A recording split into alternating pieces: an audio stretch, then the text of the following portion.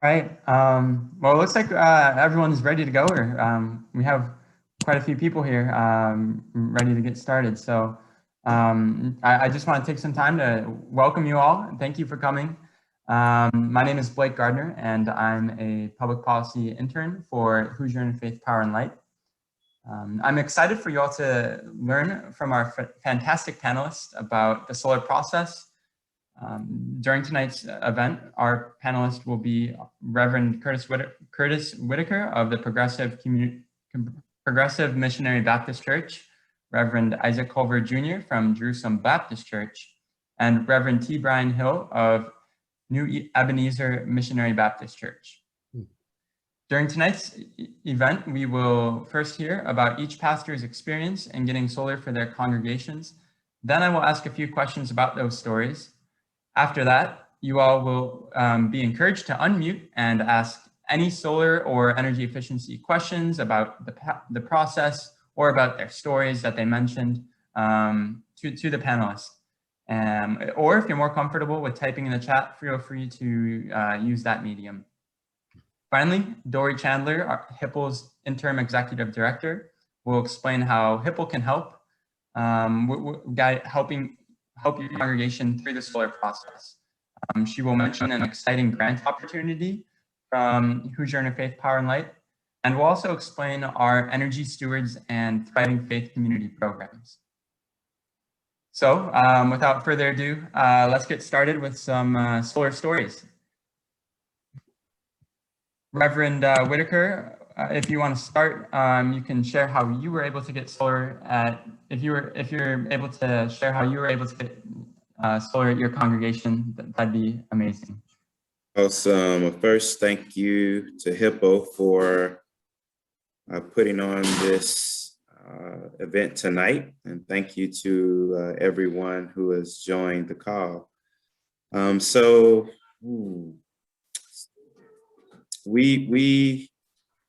I'd always had this idea about solar for our church and just solar in general, but just didn't know how to go about providing and not understanding. After I thought about it, I'm like, you can Google anything. Should have just Googled it, but I wasn't thinking in those terms at that time.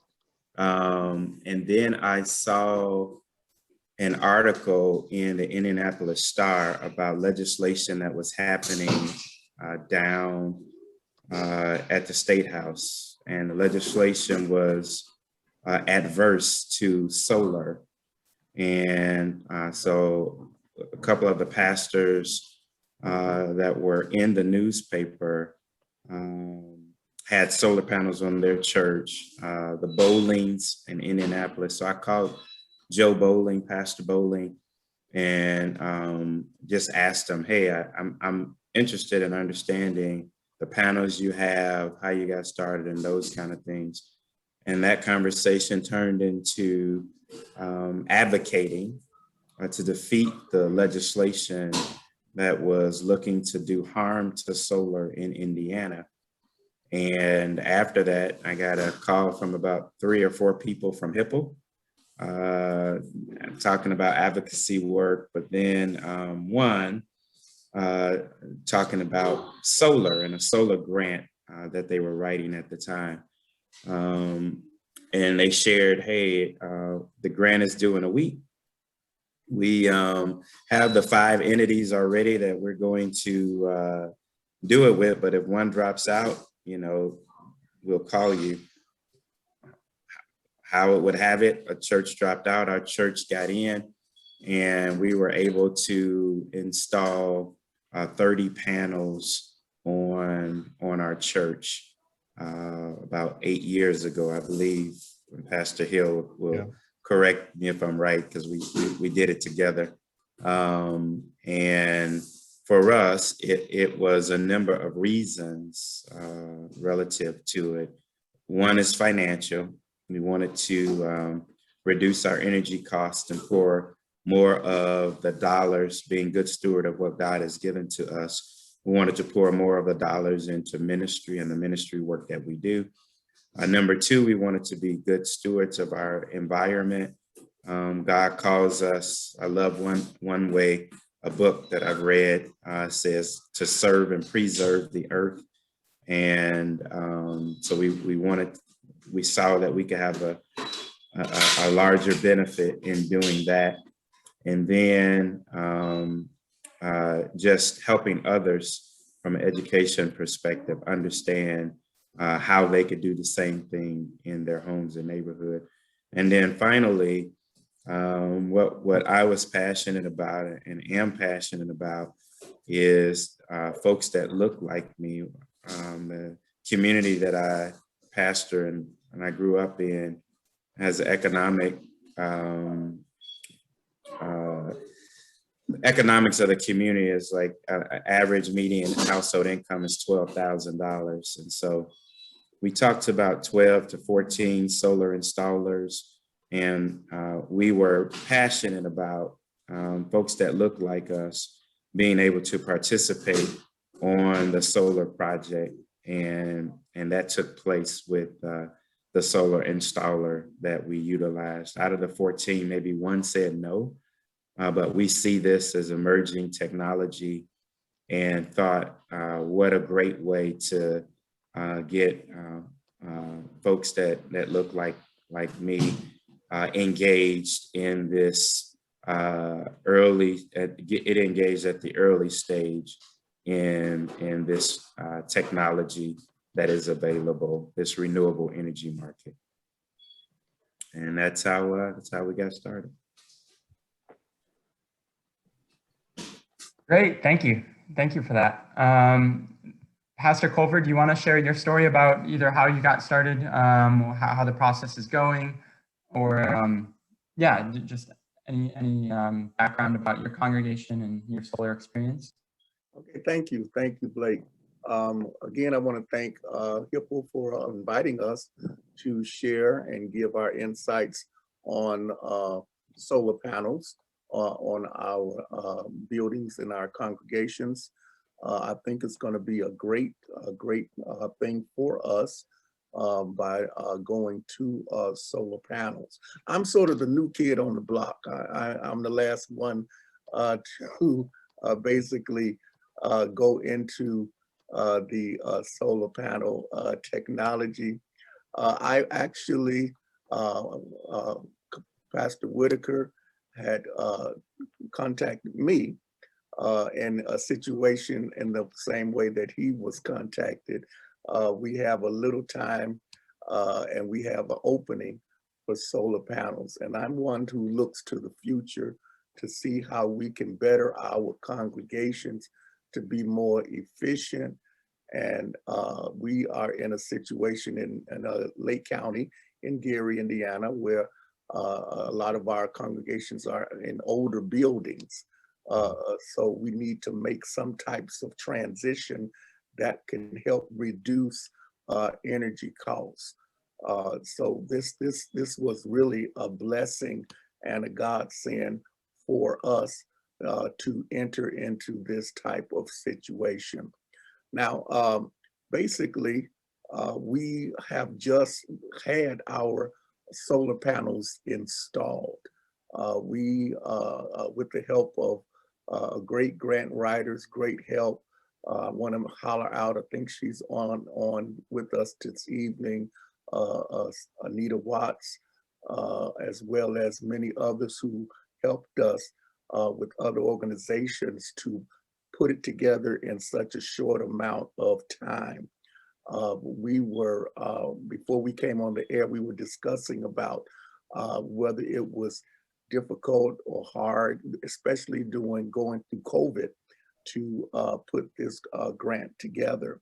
Well, what we found out is that by us making a shift toward technology, it actually became easier for us to compile information together. As Pastor Whitaker already said earlier, you can Google anything and you can pretty much find the information that you're looking for. My word to those that are here and are watching is that it's something that can be done, it should be done, and it's something that must be done.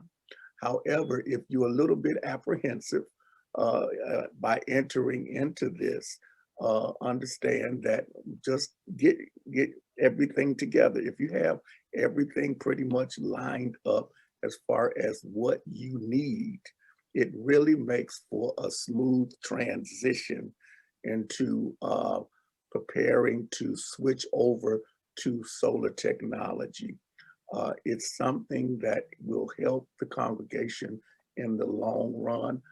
We have, and I can see that it will be a great blessing to our congregation. One of the things that we found is that we can use resources from things that we save, monies that we save by putting up solar panels, by investing into other areas of ministry. And that's one of the ways that you can free up, because we pay so much into energy costs, especially in colder climates where you have lots of snow and ice, and the costs just basically go through the roof. And basically with solar energy, you can cut down on those costs and really reinvest into other areas of ministry that you can expand the work of the church. So I'm all for it. And I really am appreciative to be brought on board. We are about to make the transition of getting our meters. We're still going through, we just finished going through most of the motions because we came out of a tough February in Northern Indiana. Many of you may have heard. We went below zero. We went with lots of snow all at one time. And so that sort of slowed things down a bit, but now we're ready to go. And we're looking for a true blessing in this year, that not only our congregation will be blessed, but we can be a blessing to others. Great, thank you for that. That was awesome to hear. Pastor Hill, are you ready to go? Real good. Your story? Yes, all set. Awesome. I want to tell everybody, thank you for this opportunity and welcome to the forum. We thank you guys for putting the forum on. I think that the information that is being shared on today is very important for everyone, and especially it offers a unique opportunity, I think, for congregations and people who are doing ministry work out in the community. The way that I happened upon going solar was that we had moved from East Chicago to Maryville. There were a lot of factors involved in why we would move from the area. But the thing to keep in mind was that the building that we were in to the building that we moved into here in Maryville, this building is probably 10 times as big as the one we had in East Chicago. And where the space is something that we certainly treasure. It does bring a lot of challenges also. And as Pastor Culver says, this was not a new building. It's a building that was built probably back in the 50s. And certainly it is a beautiful building, but it wasn't built for energy efficiency. And so that brought about a lot of challenges. And that certainly will impact our ability to do ministry because the more monies that are spent on utilities and on upkeep means the less amount of money you have to be able to go out and actually affect the lives of people. So one of the things I noticed after being here a couple of years was that when I went to the second floor of the education wing of the building, the floor would be bleached by the sun. And when I saw the floor being bleached by the sun, I thought, boy, that probably would be a good opportunity for a solar panel with this kind of direct sunlight. And so as it turns out, I was introduced to some people at the Center for Congregations, and they came out and they shared, some of my vision for the church and how could they assist and things of that sort. And through that conversation, we were introduced to Hoosier Interfaith Light Power. And so when they put us together, we began to discuss not only solar, but an overall strategy by which we could lower all of our costs concerning energy in the building, whether it was looking at lights, looking at installation, looking at what was happening around windows and things of that sort. So it was an overall strategy that we had discussed as part of bringing the cost of energy and usage here in the church down. And so going through that process then allowed us to be able to almost reduce our energy consumption here at this facility by almost 50% by looking at everything. And I think that's an important point, especially for those congregations and things that are considering doing something as far as trying to lower their footprint, is that you need to really take a look at your overall energy consumption and how you can lower that. One of the things that they helped us with was making sure that we were using thermostats wisely, that they were on timers and things of that sort, or making sure that for maybe there were equipment that did not need to run, in the middle of the night, like pop machines and things of that sort. So they were able to help me to put this entire plan together that really enabled me to be able to really lower the costs here at the church significantly, which of course opened up these other opportunities that these other pastors had discussed with you on today. The other point I probably want to get over on tonight is this too, because it was surprising to me. And that was, I thought that it would be difficult to get the congregation's buy-in into this idea of solar.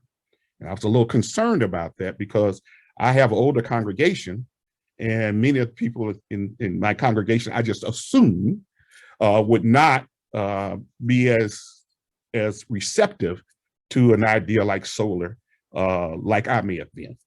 But what I did was, once we had decided to go this route and things were put into place, we still had to raise another $25,000 in order to put 60 panels in here at the church. And at the time we installed it, I think I had probably one of the biggest solar systems in Northwest Indiana. But I went to the church and I told the church, I explained the situation to them. I told them what I thought the possibilities would be. And I asked the congregation if they would give me pledges to be able to pay for the part that we were responsible for. And I think we were responsible for like $25,000.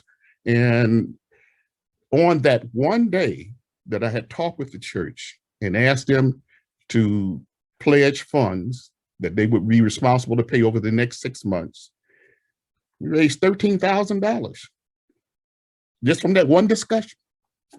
And they pledged, they paid the $13,000 well before the 6 months was over with. And the church itself, we actually only wrote a check for $12,000 for the entire system. But I was really impressed that so much of the congregation was so supportive of trying to take the church from where it was to where it needed to be. Wonderful. A question I have with that amazing results you had from congregational support is, can you elaborate on some of those possibilities during your conversation with those with your congregants about when you explained how there's great possibilities to be had if your congregation got solar. So what exactly do you think it was that sparked so much willingness from your congregation to buy into solar panels? One of the things I did was I had this conversation one Sunday morning. I asked the congregation if they could please stay over for a small presentation after church. And so they stayed over And I got up and gave a presentation concerning what solar is, the impact that it could have, and also shared with them, because at the time there was also some moves of the church start to recognizing its responsibility to be better stewards of the environment. And I had read some articles concerning what some of the churches were doing across the country concerning trying to be better stewards of what God has entrusted into us. And so I shared that conversation along with the necessity for us to move the church in the direction of technology and to take full advantage of all of those kinds of those kinds of opportunities that we have out there. And I was pleasantly surprised how they grasp on it. Really, I mean, I had absolutely no pushback whatsoever. At that very first, no one ever pushed back. And then when I came in and asked for the pledge, many of those pledges were signed that very day. And so I was pleasantly surprised because, like I said, I have an older congregation. My impression was they're not going to get this, and we're going to have a challenge trying to get this done. But thanks be to God that they brought in, and they were very supportive. And so anybody in any congregation that I talk to, I would tell them that trying to educate your congregation and trying to get their buy-in in the process will really help a great deal. Thank you for that. I think that's a huge question that everyone faces in their congregation is how do you get others around me to support? So thank you for that elaboration on that point. Pastor Culver, I know that you mentioned technology earlier, and getting solar panels is a hard thing to do. Getting that buy-in can be hard if you don't have a great educational pitch like Pastor Hill.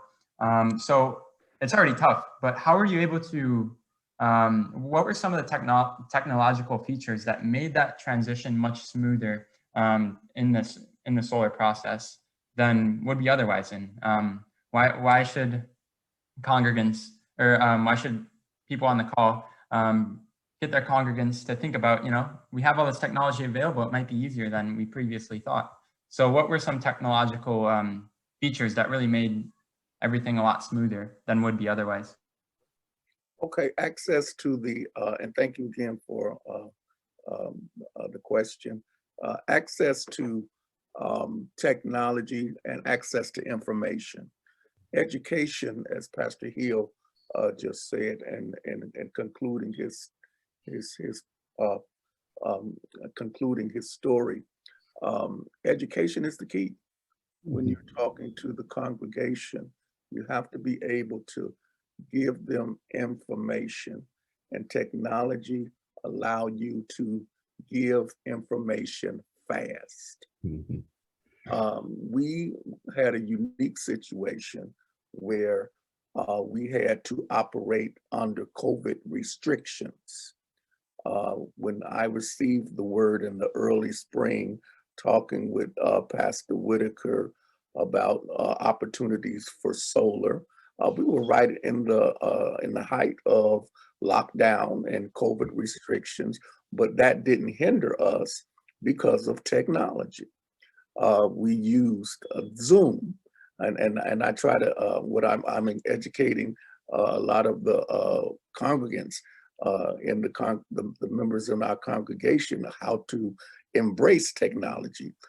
Many of us have had to switch our services from to virtual, which means we had to learn technology, how to use other mediums such as Facebook, YouTube, and all of those things.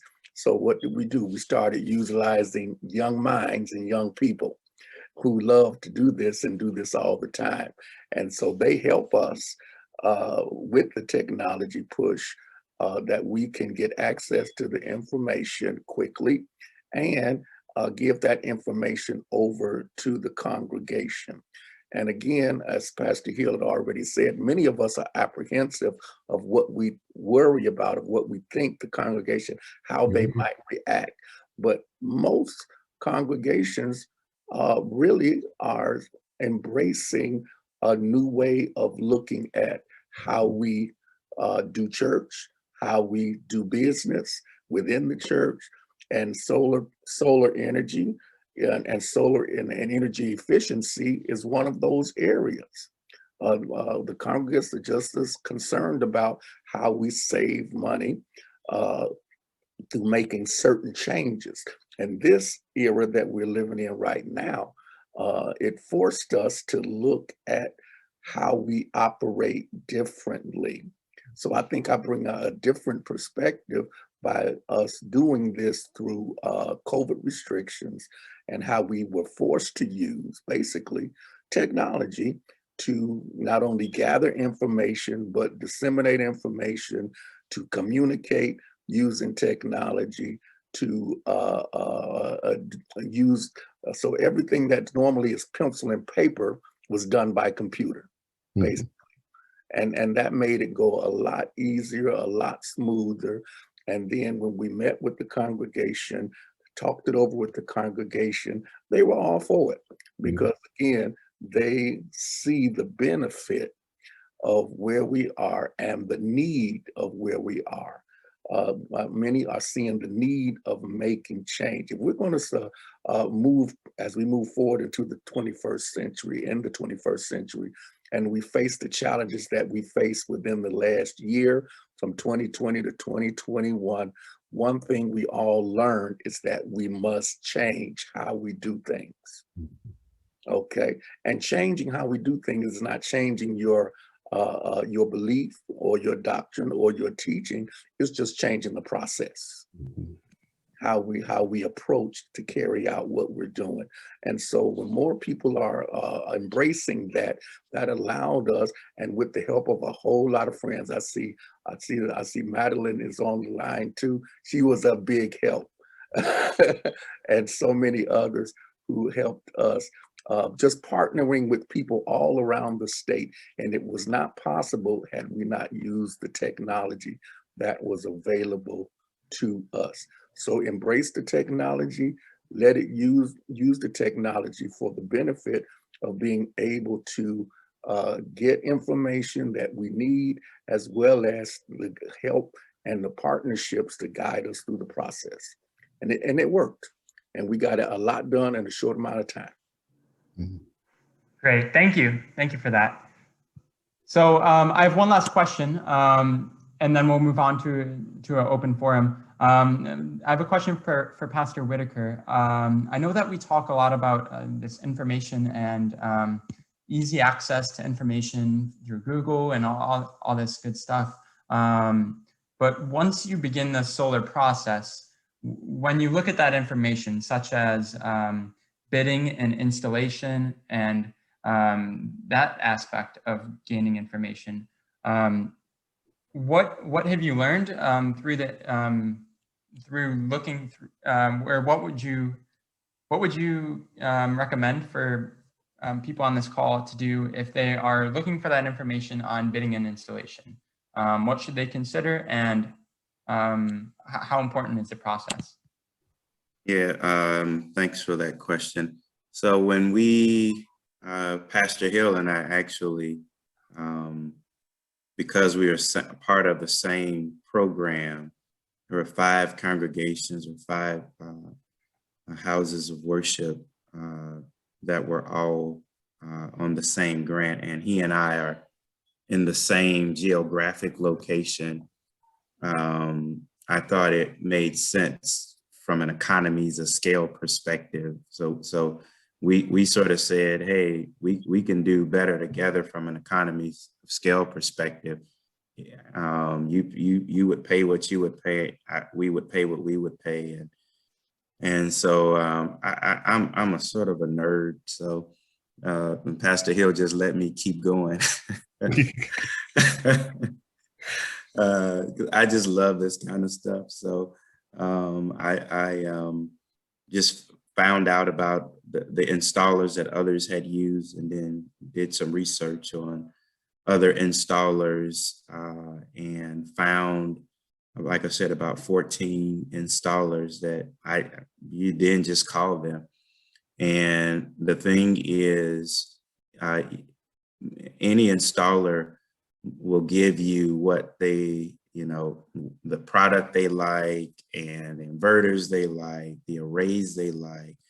And so it makes it tough to determine, which product is the best. So part of the program that we were a part of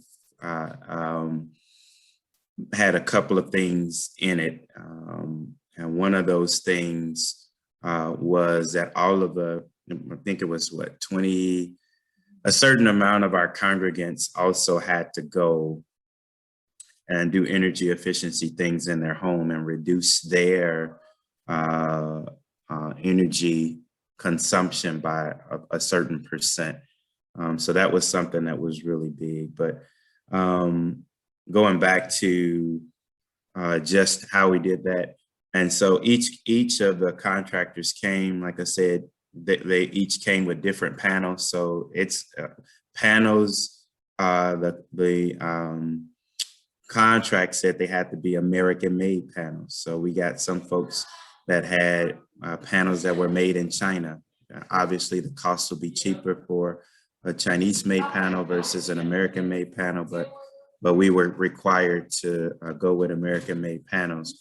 But in America, they're just different type. We got some folks that had Canadian-made panels, but then even within the panels, so eventually we had to say, hey, we want this panel, this inverter, and we want you to price it based on these items. Now, there was a group in Northwest Indiana that had already gone out, gotten a bid. They had done some of this lathe work, but ultimately when we came back at the time, I think we were told that we had gotten the best price per kilowatt in the state of Indiana at that time. And it was because we did this work of really making the contractors bid against themselves. Hey, here are the panels we want.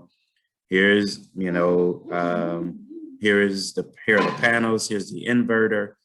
Now you give us a price based on that. And we got some help, Madeline and others were very helpful in helping us identify other things that we just didn't know at the time. So those are some of the things that we did. It's just good old fashioned one, economies of scale is one. And then, just sharing with the contractors what it was that you were looking for and what they could do. Like I said, what was important to us in our community was that people that looked like us were on the roof actually helping install panels. So that was something else that was important that they agreed to do. And I know it happened on our church. Pastor Hill's church is a lot higher than ours, and the slope is a lot different. So I don't know if he got anybody on his church, but our church, we have a flat roof on a portion of it. And so it made it a lot easier. Awesome, thank you.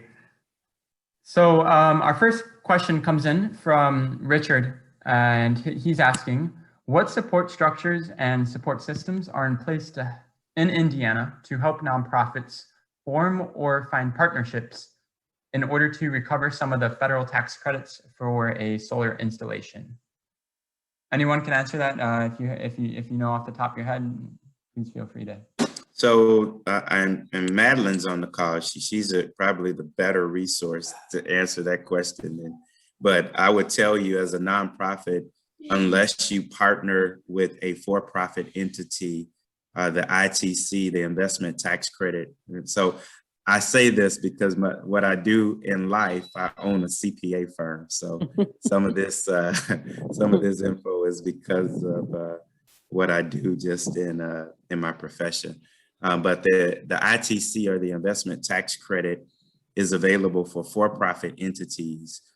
We explored that option early on, but because of timing, we were not able to take advantage of that. But that is an avenue that should be explored, a for-profit partnering with a nonprofit, and the for-profit getting the benefit of the credit based on the value of the supplies and materials.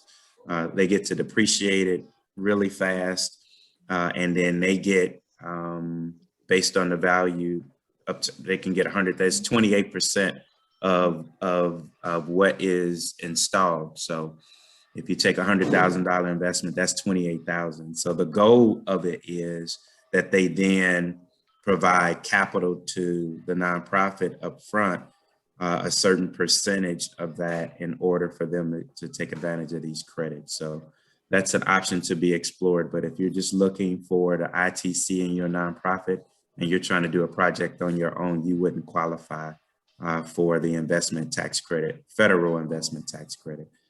In Indiana, the program Pastor Hill and I were in was through the Indiana Department of Energy.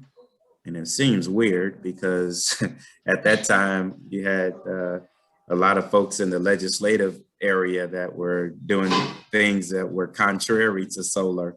But then you had Indiana giving out grants to congregations for to install and to go solar. So I would also contact the Indiana Department of Energy.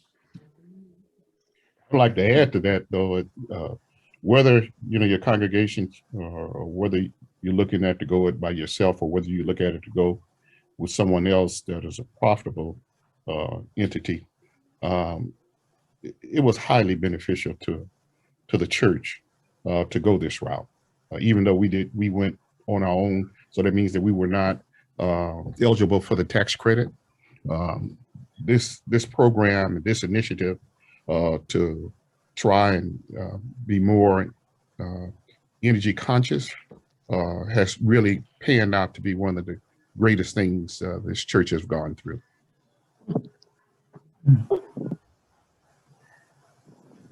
Thank you guys for that response. The next question comes from Therese. She asks about how making changes at a congregational level also affect the congregants and the church members.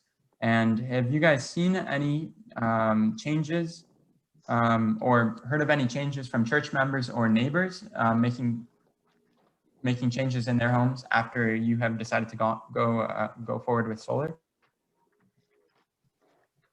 I would say that we have one of the things Pastor Whitaker and I participated in, which I thought was a fantastic program, was not only were we challenged to challenge our congregants to look at energy consumption in their own homes, but one of the other things, they had a program for young people that we participated in, that we sent young people from our churches to be a part of the program. I believe it's in Indianapolis, where they were they spent a day or two down there.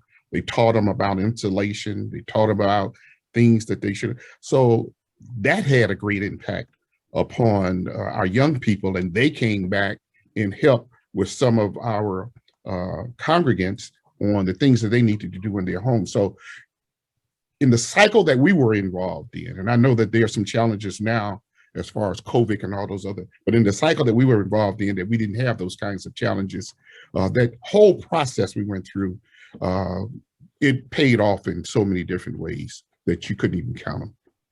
Yeah, so there was the MLK event down in Indianapolis that we participated in, and Pastor Hill is right. We took a busload of young people, and they learned at a congregation in Indianapolis how to do a number of things from energy conservation perspective. And like I said earlier, our churches were required as part of the grant. So the grant Pastor Hill and I were on, it covered 50% of the cost. So our panels overall were about $20,000 for the 30 panels we had installed for our array. We had to pay for it all up front, and then we got reimbursed $10,000. So But another part of that was for us, members of our congregation, a certain percent of them had to reduce their energy consumption by a certain percent. So it wasn't just for the church to do it. It was show us that congregants want to do it. And I've had individuals in my church tell me how excited they were that they took us up on the challenge and how it helped them save money on their energy bills. So I'll tell you, our church is smaller in size. So the panels that we put on, when we initially put them on, including all of the other energy efficiency measures that we took, we were able to cover in the summertime 100% of our energy consumption. So we produced more than we consumed, and we had for about 10 months. NIPSCO, well, we're in a NIPSCO area, so NIPSCO charges you to send you a bill. So we were paying them to send us a bill of like $25 every month for about 10 months. But other than that, we saw significant savings from going solar. Mhm. Great. Mike has a question for all pastors. What extent are you and your congregations interested in taking the next step to community solar building on what you have been able to accomplish to date? Can you repeat that question? Yeah. So, what extent are you and your congregation, and your congregants interested in taking the next step to community solar building on what you have been able to accomplish to date? So I'll start. I'll tell you, like I said, for me, before this program, I had been looking just in general about community solar farming, and the like. And so this was just the natural piece to it. Since then, we continue to look for ways to, and like I said, in our neighborhood where our church is, median household income is $12,000. So we're constantly looking for ways to assist our neighbors and folks in our community. We're around a lot of blight in the neighborhood that our church is in. I'll tell you, on our block where our church is, there's one occupied house. The rest of the block is blighted. Across the street from us is a blighted school. The next block over from us is an alley that adjoins us, one occupied house on that block. And so our goal has been, hey, and we were almost there, actually. We had a company to do financing. They were going to finance the project. But we could not get the school system to work with us with the land to do a solar project on a former school property. So you had a football field, a baseball field, and so we were never able to accomplish that. But we're constantly looking at ways to do that. I would say that if we probably have the opportunity, I'd be willing to go back to the congregation to see if we could put up 60 more panels to get rid of the other 50% of the light bill. So I think that there is a great opportunity there, and I would encourage anyone that is considering it, that they should move quickly.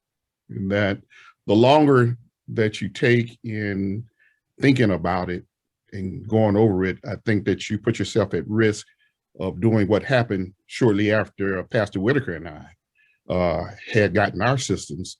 Then NIPSCO went into the state, and they asked for some changes as far as the solar system go that made it less attractive to be able. We were grandfathered in for the next 30 years, but I think that you have to understand that there are going to be forces out there that are going to try to do what they can to prevent people from going solar.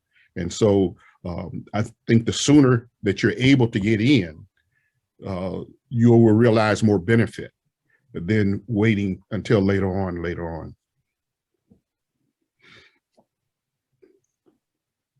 Thank you.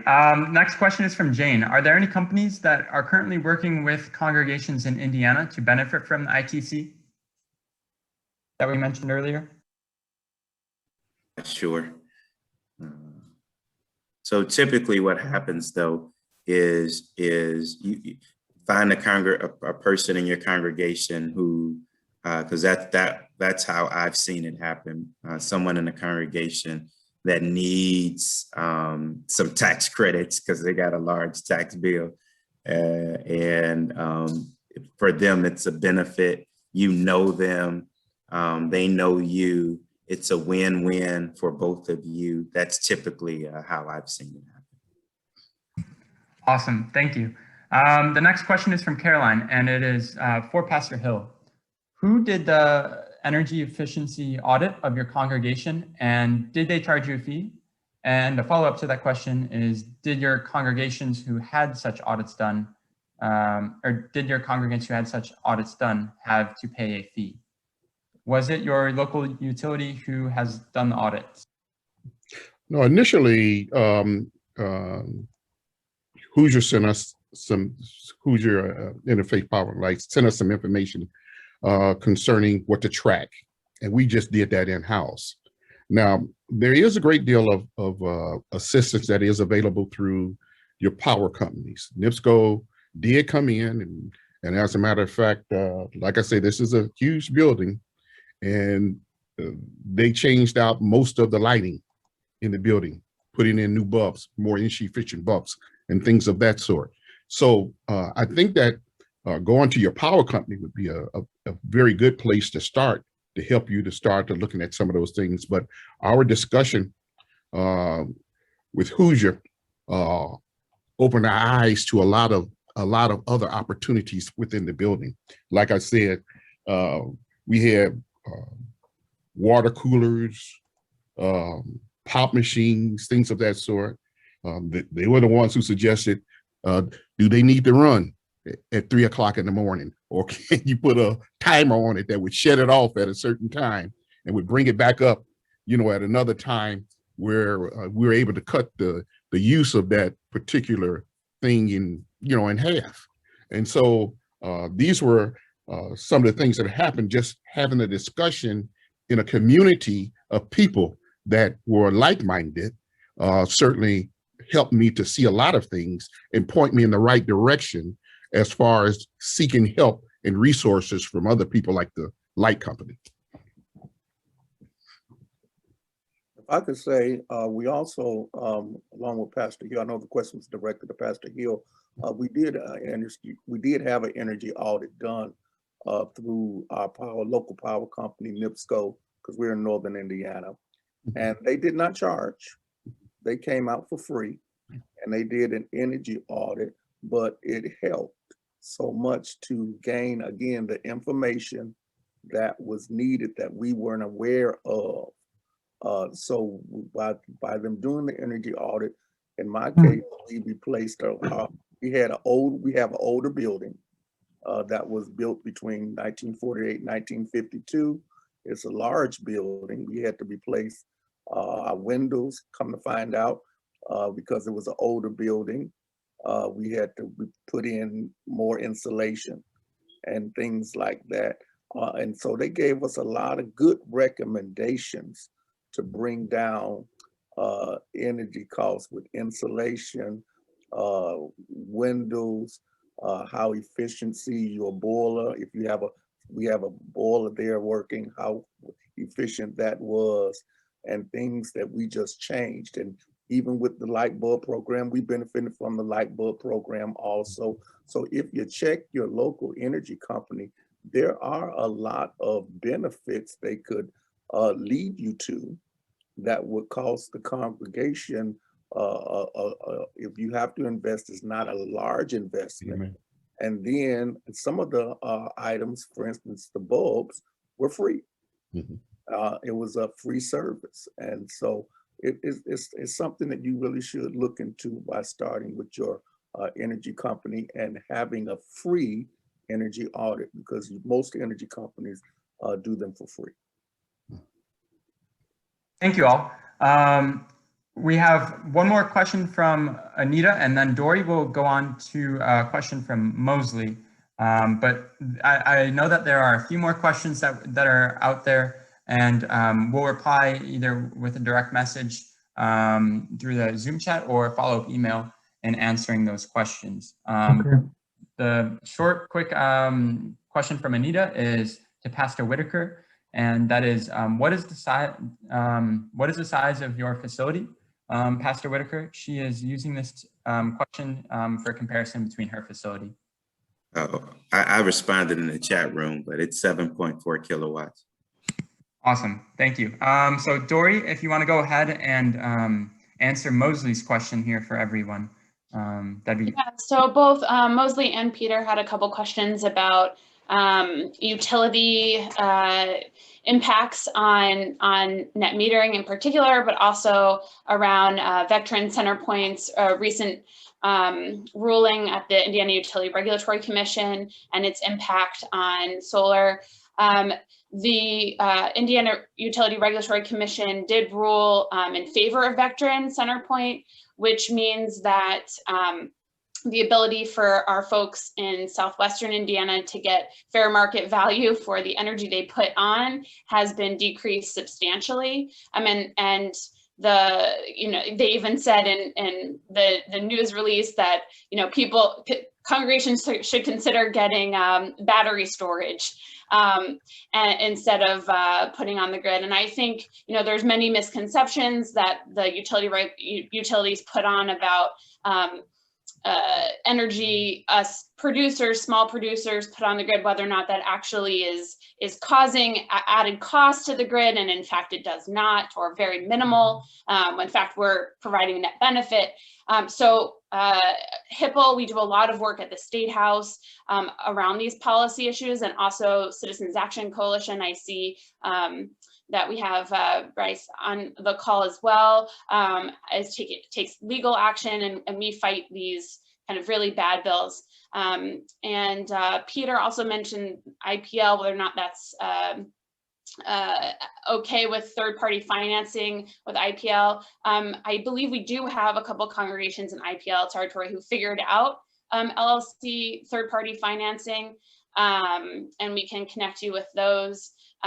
Each of the different utility has its own challenges with that, but if you're in smaller areas, sometimes with municipal utilities, it's easier to do those kind of things. So we do have congregations spread out around the state who've used that mechanism, that funding mechanism. We haven't totally figured it out for the state yet. That's still something we're trying to work out, but definitely one way to go about it. Thank you for those answers, Dory. Now we're going to move on to how HIPL can help. Before we move on, I'd also like to thank the participants and the panelists for answering those questions and providing this exchange for information. But moving on, we want to discuss how HIPL can help congregations, and we'd like to mention our programs and also our grant opportunity. So Dory, if you want to elaborate on that, that'd be wonderful. Yeah, sure. So welcome everyone. Again, thank you so much for participating in today's panel and for showing up to tonight's program. I just want a huge thank you to our panelists, Pastor Culver, Pastor Hill, and Pastor Whitaker for sharing your stories, experience, and knowledge with us. It's really imperative that we hear from role models who've been able to accomplish this, and to know that it is possible and that we too can do this. And I know you three hopefully are available if other people have questions along the way and need help navigating this. And then also just a huge thank you to Blake Gardner for our HIPL Public Policy Intern Extraordinaire this past year. We're just really privileged to have him as one of our young leaders working to address climate change in the state. Just to provide a little bit of context for Earth Month, and we're heading into a really incredible month of lots and lots of actions that we can take for the Earth and protecting the Earth. In the book, All We Can Save, Truth, Courage, and Solutions for the Climate Crisis, Author Emily Johnson shares a piece about what motivates her as an activist with 350 Seattle. And she says that all of this work is critical in this moment, and we must do it with humility, learning as we go, taking on both the deeply satisfying tasks and the unpleasant or routine ones. We don't have to believe they're adequate. We only have to understand that not doing them would mean we've decided not to care for this world and ceded the greatest power we've ever had. She continues, on some nights when you're on your way home and you're tired and unsettled and thinking about all you have to do or next week, when this plea has faded away and someone asks you to do something you're not sure you want to do, or better yet, in a few weeks, when you realize there's something you can do by bringing a group of people together, remember in any moment we can choose to show up and get to the beautiful work of making space for a decent future. So at HIPL, we show up for policy actions at the state and federal levels. We work to support congregations through our green teams and through our thriving faith communities and energy stewards programs. So that one in particular, you can participate and help your congregations reduce their energy usage. 25% is our goal in the next 3 to 5 years. And we're hoping to get all congregations in Indiana signed up. As Ray Wilson, our board chair, likes to say, there are thousands of congregations in Indiana, and we hope that we can reach all of them. And I think that's really important because each one of you showing up is another part of that puzzle. And so we really appreciate it. So to join the Thriving Faith Communities program or the Energy Stewards, both of those are combined now. You can benchmark your energy usage, your congregation's usage, as Pastor Hill talked about, and start the process of learning how to move your congregation to greater energy efficiency. You can go on that, or if you would also love a little bit of help or a little nudge, HIPL has an energy savings relief grant right now. It's up initially $1,000 to start you on the process, and we're hoping to provide more. And we have a grant. You can visit our website at HoosierIPL.org, and you can also we could put the link in the chat in a minute. And also, if you'd like to support our work, please consider making a donation at HoosierIPL.org/donate. Or consider making this a recurring donation to support our work on a regular basis. And thank you all for joining us tonight, and we look forward to seeing you on a future HIPL program. And thank you again. We'll just bring our panelists on just for one more hurrah. I don't know how we do clapping on Zoom, but I think it would be worth it. So if we could do some joy, thank you all. For joining us, that would be wonderful. Unmute. Bravo. Thank you again for having us, Dory and Blake, and for this conversation that we had tonight. And so we want to thank you. I assume if people have other questions, they can contact you all. What's the best way to do that as well? I put my info in the chat room. Okay.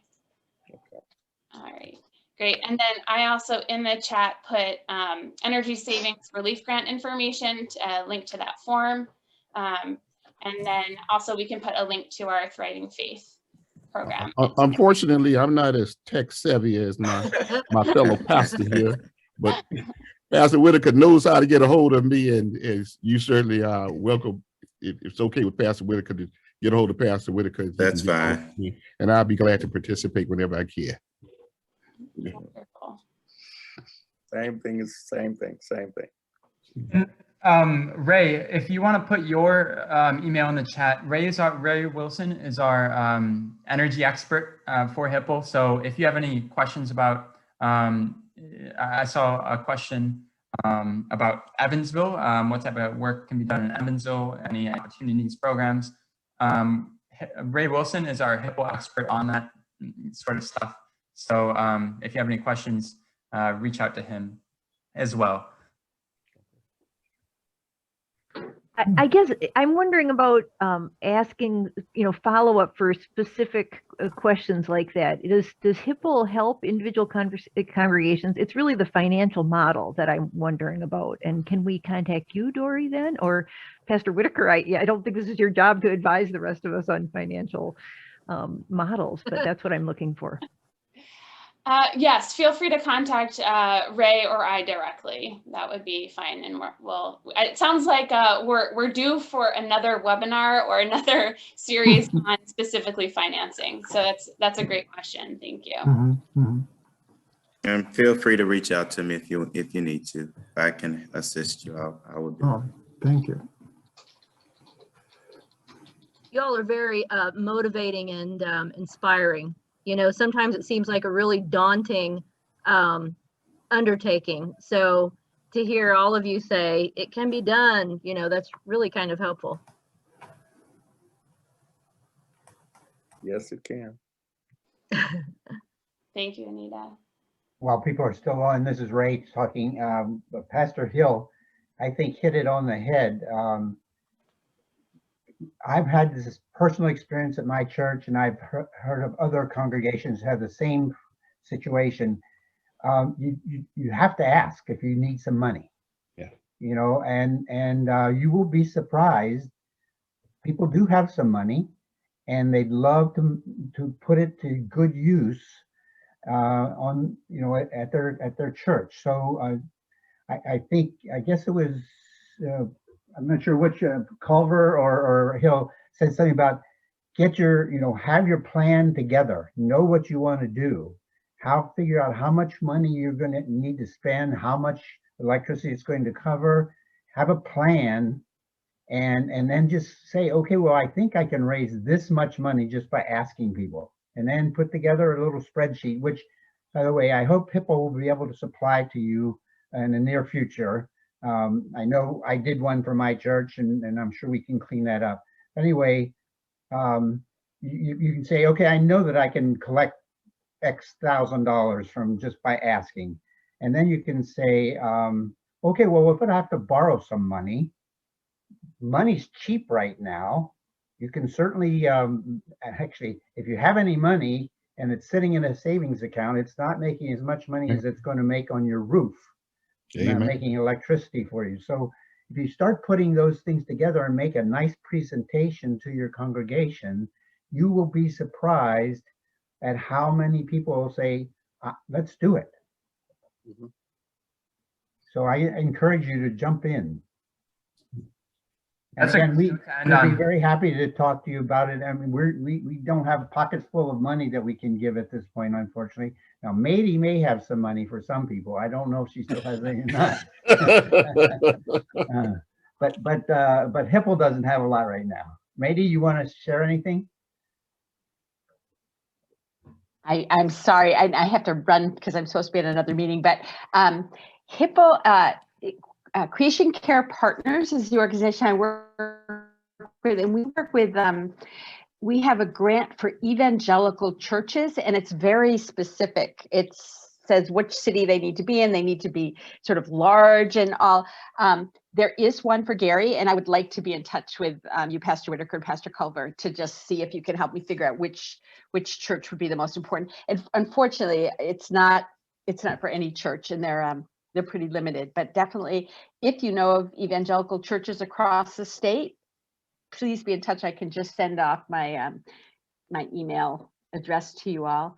I'm also very interested to hear about the impact of the what was it? Yes, youth empowering sustainability, and that was fascinating to hear. And I will immediately send all those kids emails and tell them that they were talked about tonight. They will be so happy. Brought tears to my eyes. So if there's interest in something like that, another training like that, maybe we can try to put something together. Pastor Culver, it would be wonderful to try to do that.